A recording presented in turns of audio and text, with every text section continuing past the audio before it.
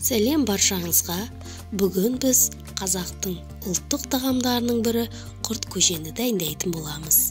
Ол үшін бізге ең алдымен күріш, қолдың сары майы, езілген сүзбелі құртымыз және де ұн қажет болады. Тұз міндетті түрде ұнды араластыратын заманауи қазіргі блендер деп атаймыз. Ұнды араластыру алу үшін бізге қажет болады. Алдымен қазанымызға суымызды қойып қайнатып аламыз. Мінекей, қайнаған суымызға бір кесе күрішімізді саламыз. Күріш 10-15 минут көлемінде пісуі қажет.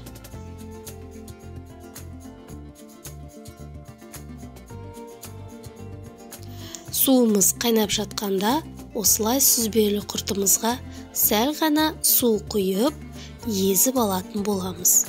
Міндетті түрде езіп алуымыз қажет. Блендерге алдымен ұнымызды салып, артынан кішкене осы бір кесемен су құятын боламыз. Ұнымызды блендермен араластырып, бірдей массаға келтіруіміз қажет.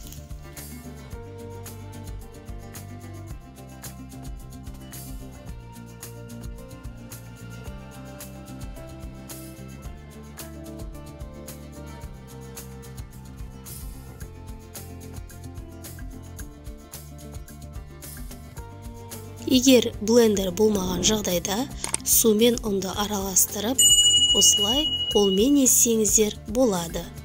Мінекей біздің күрішіміз де пісті. Енді осының үстінен ұнымызды осы видеодағыдай салатын боламыз. Барлығын бір келкетіп араластырып отыру маңызды. Күрішіміздің піскен деңгейін көріп отыруымыз қажет. Мінекей біздің күрішіміз де пісті. Енді оның үстіне қолдың сары майын салатын боламыз. 5 минут өткен соң езілген құртымызды құрт көженің үстіне салатын боламыз.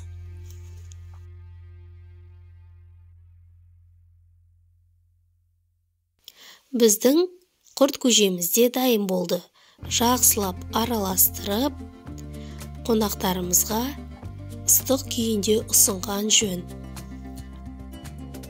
Құрт көжені ежелден ата-бабаларымыз күннің суығында аттың үстінен тоңып келгенде өте көп ішетін болған.